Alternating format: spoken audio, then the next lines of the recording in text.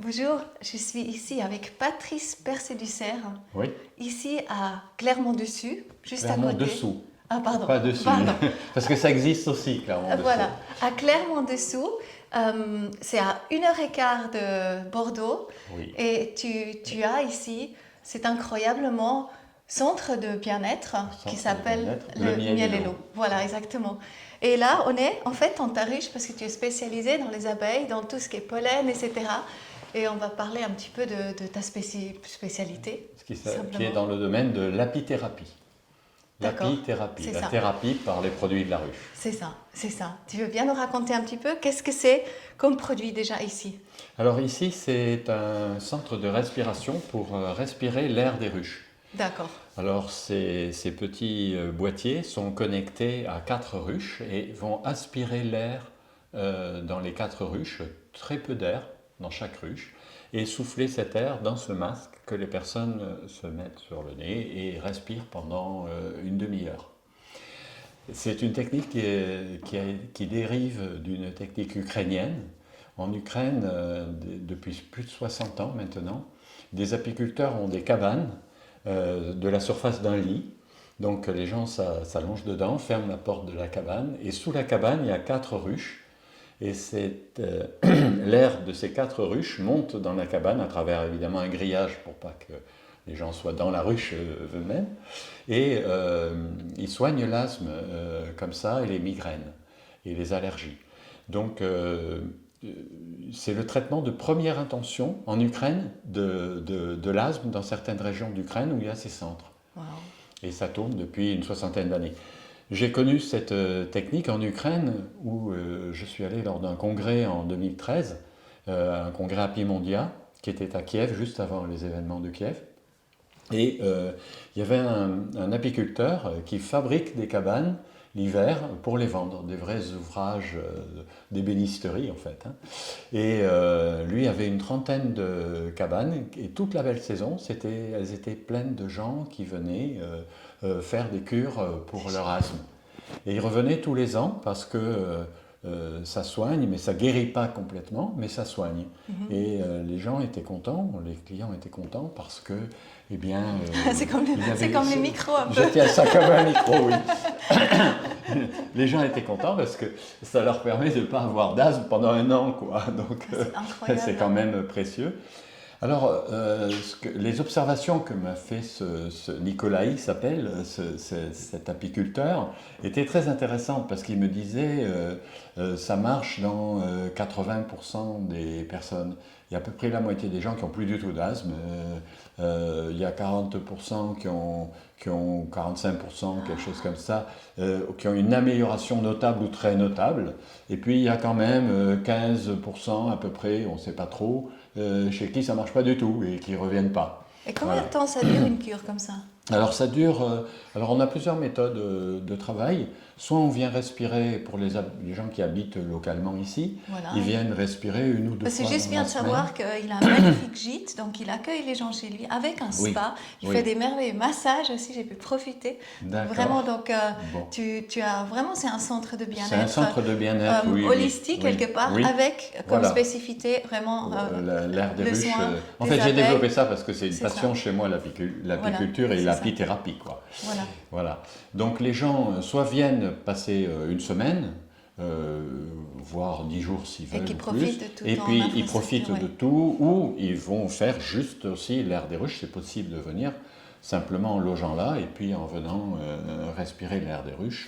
Donc Voilà. toi, tu as vraiment eu des gens qui sont venus avec l'asthme et en fait, ils ont perdu l'asthme. Voilà, et j'ai des clients qui ont. La saison dernière, c'est très intéressant parce que j'ai eu 2 familles qui étaient venues il y a 2 ans et il y a 3 ans. Et ils n'étaient pas revenus l'année d'avant.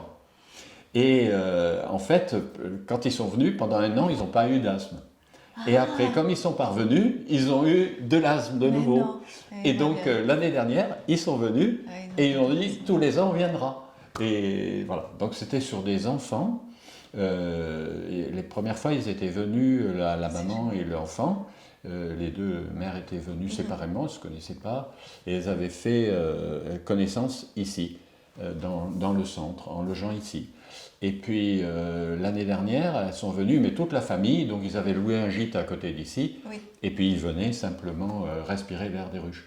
Et ce qui est très intéressant, c'est que des gens, même qui n'ont pas d'asthme, sont venus respirer l'air des ruches pour le bien-être que ça donne. Oui, mais comment Parce tu que c'est t'expliques ça? euphorisant et Ah oui, c'est d'accord. apaisant. D'accord. Et ça leur change.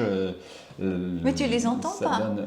Non, on ne les entend Ouais, pas. ouais. Alors, Ça serait intéressant aussi les entendre en même temps, non? les Ukrainiens, non, parce que c'est pas. Oui, ça pourrait être intéressant, mais les Ukrainiens, en fait, ont été incapables de me donner une raison scientifique Pourquoi ça marche? de pourquoi ça marche. En fait, c'est empirique en Ukraine. Au début, ils m'ont dit, Nikolai m'a dit, au début, les médecins, ils se moquaient de mon père.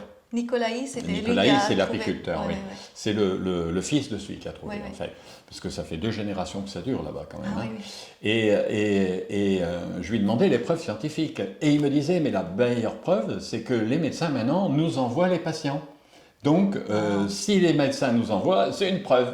Alors, Ah bon, bah oui, on peut dire, oui. Bon, c'est une preuve de type témoignage, mais c'est pas une preuve recevable au niveau scientifique, quoi, Oui, ici, on est d'accord. dans notre Oui. civilisation Oui, c'est ça. archi-cartésienne, quoi. Hein. Donc, alors je lui dis, mais quand même, tu as bien une petite idée.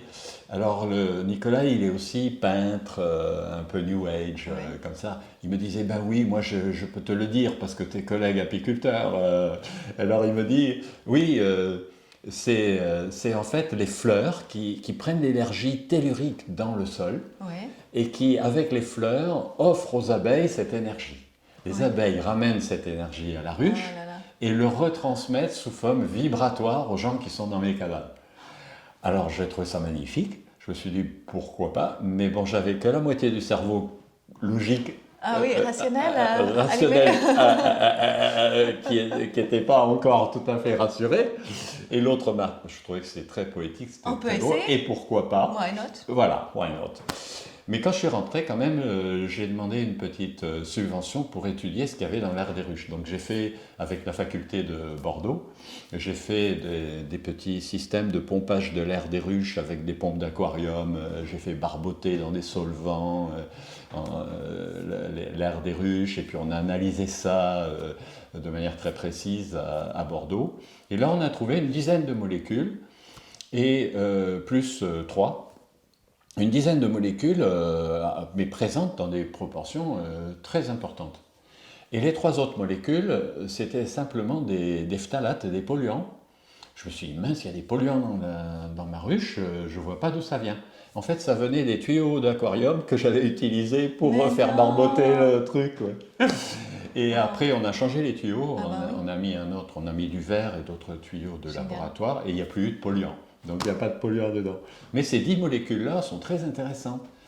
Et j'avais travaillé avec l'INRA à Bordeaux, dans mon ancienne L'INRA? société, l'INRA, Yes. l'Institut de recherche D'accord. agronomique en fait, de France, et qui travaille sur les abeilles. Et je les ai contactés, je suis allé les voir. En fait, ça faisait à l'époque plus de 20 ans qu'ils travaillaient sur les molécules volatiles dans la ruche. Parce qu'ils étudiaient les interactions entre les varroas, c'est les parasites qui parasitent les larves d'abeilles, et les larves elles-mêmes. Et en fait, les larves émettent des phéromones, des substances volatiles dans la ruche ou semi-volatiles, et qui sont des ordres chimiques pour que les abeilles les soignent. Voilà, c'est leur dialogue, il est chimique. Bon, chez nous, le nourrisson, il pleure, la maman, elle a une montée de lait, elle va le nourrir. Voilà. Mais chez les abeilles, elles ne peuvent pas crier, les larves d'abeilles, elles ne peuvent pas crier, elles ne peuvent pas pleurer, donc elles émettent ces substances chimiques qui fait que le comportement des ouvrières par rapport à elles va permettre de s'occuper d'elles avec les justes soins. Voilà. Il se trouve que ces phéromones imprègnent cet air de ruche d'une manière forte et quantitative, quoi. Alors, on peut retrouver quelques traces de molécules venant de la cire, de la propolis, du miel, tout ça, mais c'est infime par rapport à ces phéromones qui sont très présentes. Oui, donc Yves Lecomte m'a donné ses publications, et ça a représenté une ramette de papier de publication, quoi. Donc j'avais le nom des molécules, l'histoire de la découverte, le mécanisme d'action sur l'abeille, tout ça, c'était vraiment passionnant. Et avec le nom de ces molécules, je suis allé sur les banques de données scientifiques. Et là, jackpot. Une des molécules a été essayée par les Turcs par des instituts de recherche en Turquie sur des souris qu'on rend asthmatiques. On les rend asthmatiques en les rendant allergiques au blanc d'œuf. Et donc, dès qu'on pulvérise un tout petit peu de blanc d'œuf dans la cage où elles attrapent vraiment de l'asthme, quoi. Elles ont un épaississement du tissu pulmonaire, elles ont une inflammation pulmonaire, voilà. Et donc, ça c'était les souris témoins. Les souris à qui on met du méthylpalmitate, c'est une des phéromones émises par les larves d'abeilles, en quantité, eh bien, c'est aussi efficace que de la cortisone. Oh là là. Voilà. Alors là, c'est vraiment le jackpot. Et j'ai trouvé aussi une autre étude en Égypte, faite par un chercheur qui, lui, a rendu des souris, ont provoqué une silicose chez les souris, pulvérisation de silice, et c'est la maladie du maçon, on dit, hein, chez nous, voilà, respirer de la silice, ça provoque une fibrose pulmonaire, et par la suite souvent une inflammation. Eh bien, quand on donne du méthylpalmitate à ces souris, elles n'ont aucune fibrose pulmonaire aussi. Donc ça pourrait protéger, il n'y a pas encore d'essai, mais sur tout ce qu'on respire et qui fige le poumon, quoi, hein, voilà, qui fibrose le poumon, quoi. Et alors, je me suis demandé quel était le mécanisme d'action quand même de ces molécules. Parce que quand on regarde la forme chimique de ces molécules dans l'espace, ce sont des petites chaînes de carbone. Bon, j'ai montré ces molécules à des chercheurs de l'Institut Pasteur, et ils m'ont dit, oui, ça peut sentir bon, mais ce n'est pas des molécules qui peuvent être un médicament. Il n'y a pas de... C'est la structure. Il n'y a pas de structure. Non, il n'y a pas. Rien à voir. Il n'y a pas. C'est des petites chaînes linéaires ou en U, comme ça, de carbone. Toc, toc, toc, toc, toc, toc. Parce que le carbone, il est aussi en 6. Oui, il peut se mettre en 5 ou en 6 côtés. D'accord. Ouais. Voilà. Donc il n'y a pas ça. Voilà. Par exemple, dans la cortisone, il y a les deux. Il y a des chaînes à 6 côtés et à 5 côtés. Et c'est une molécule qui est complexe. Quand on regarde la forme de cette molécule, elle est quand même passablement complexe. Oui. La cortisone, on la sécrète, quoi, hein, oui. Alors, par les glandes surrénales. Et donc, mystère, comment ça pouvait marcher, quoi. Mais on remarque que toutes ces molécules sont des méthyles. C'est-à-dire qu'il y a des terminaisons CH3. Voilà. Et en fait, ce sont les seules terminaisons qui peuvent se fixer sur l'ARN messager ou l'ADN. Donc, d'accord, ça communique. Donc ça communique, veut dire, il communique directement avec notre ADN. Avec notre... Et quelque part, parce que c'est la nature qui agit, ça nous amène en fait en direct contact de nouveau avec l'information première, puisqu'elle vient de la Terre, avec la nature. Voilà, exactement. C'est comme si... on se nourrit aussi directement de la terre, ou est-ce que quand on marche pieds nus, par exemple, ça aide beaucoup aussi, qu'on est vraiment dans ce contact très très fort avec la nature, c'est ça. Avec la nature, oui. Et elle concentre son essence, tout ce qu'elle récolte, elle le concentre, et en concentré, elle nous l'offre, c'est ça? Oui. La nature module, c'est-à-dire change en plus ou en moins, l'expression de notre génétique. En fait, chez l'asthmatique, il y a une surexpression de l'inflammation. Donc, en fait, le mécanisme d'action de ces molécules, c'est de moduler, de réguler l'inflammation pulmonaire. Alors, il faut qu'on ait une capacité d'inflammation, parce que si on attrape un petit microbe, on tousse, voilà, et puis c'est le système immunitaire qui réagit. Mais chez l'asthmatique, cette réaction, avec un agent déclencheur, qui peut être du pollen, qui peut être de l'exercice physique, qui peut être plein de choses, eh bien, cette inflammation, elle est surdimensionnée. D'accord. Voilà. Et donc là, on la ramène dans une expression normale, voilà, pour pouvoir résister aux agressions de l'environnement, mais sans que ça soit surexprimé. Et en fait, tout le bien-être module l'expression de nos gènes. Par exemple, quand on fait un massage, on a une modulation de l'expression des gènes du comportement. On va être beaucoup moins angoissé, on va être apaisé, on va retrouver du sommeil. Voilà. Des fois, ça fait des remontées aussi d'émotionnel. Oui, ça arrive. Tu sais ce qu'on va faire, Patrice, parce que je vais revenir cet été. Oui. Moi, je propose que tout ce qui a à voir justement avec les pollens, après aussi, tout ça, c'est l'asthmatique aussi, pollen asthmatique. Et c'est intéressant parce que de toute façon, ça a à voir avec les fleurs et tout. Et puis, c'est soigné après par le propolis et par les abeilles, donc quelque part c'est homéopathique. Bon, moi je propose presque qu'on garde tout ça pour l'été, parce que j'ai vraiment envie de parler avec toi, plus en particulier aussi de tous ces produits que tu proposes là, avec miel et l'eau, parce que justement du propolis, du miel, etc. Et je pense que c'est très intéressant une prochaine fois de rentrer plus en détail encore. Moi, ici, j'ai été pendant 15 ans apiculteur professionnel. Ah oui, quand même. Et puis, j'ai découvert l'action du pollen récolté par les abeilles, du pollen frais. Et en fait, à un moment où j'ai eu un gros problème pulmonaire, j'ai eu une sarcoïdose pulmonaire, j'étais complètement épuisé, c'était en printemps 2013, et j'ai consommé du pollen qui sortait de mes ruches, qui était tout frais, par gourmandise en fait. J'en mangeais jusqu'à 150-200 grammes dans la journée, Carrément. Gourmandise, je trouvais que c'était tellement bon que j'arrivais pas à m'arrêter. C'est le truc de la plaque de chocolat, quand tu ouvres et puis tu peux plus t'arrêter, Et donc, voilà, alors que j'ai pas d'habitude ce comportement, c'est l'alimentation, j'ai la juste alimentation. Je suis pas. Et c'est ton corps qui t'a fait comprendre. Le corps m'appelait fort, ça. Et au bout de 8 jours, j'ai une dynamisation hyper forte, Oui, parce que tu discutes avec les abeilles. Oui, on a un contact très fort avec les abeilles. Donc quand ils te font comprendre ce que tu as besoin.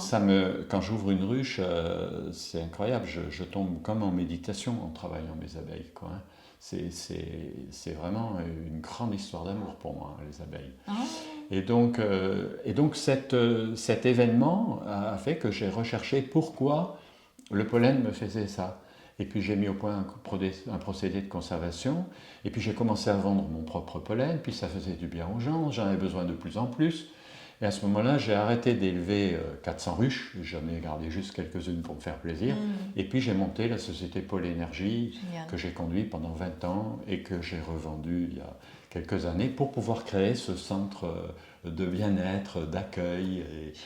Je vendais du pollen, mais je vendais des produits, mais je voulais plus ne vendre que des produits. Je voulais vendre du bien-être, Et l'air des ruches, c'est une capacité une puissance de bien-être qui est fabuleuse, Génial.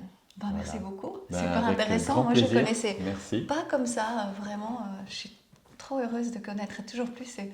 Merci beaucoup, Patrice. Merci beaucoup à vous. Merci.